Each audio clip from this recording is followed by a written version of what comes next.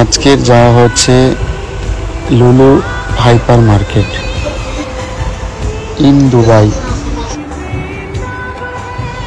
এই মাত্র গেট থেকে ঢোকা হচ্ছে।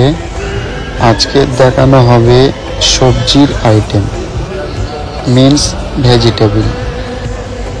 আপনারা মনে করেন দুবাই সবজি পাওয়াই যায় না, এখানে সব পাওয়া যায়। ইন্ডিয়ার থেকেও সব কিছু ভালো পাওয়া যায়, ঠিক আছে, অ্যাভেলেবেল পাওয়া যায়।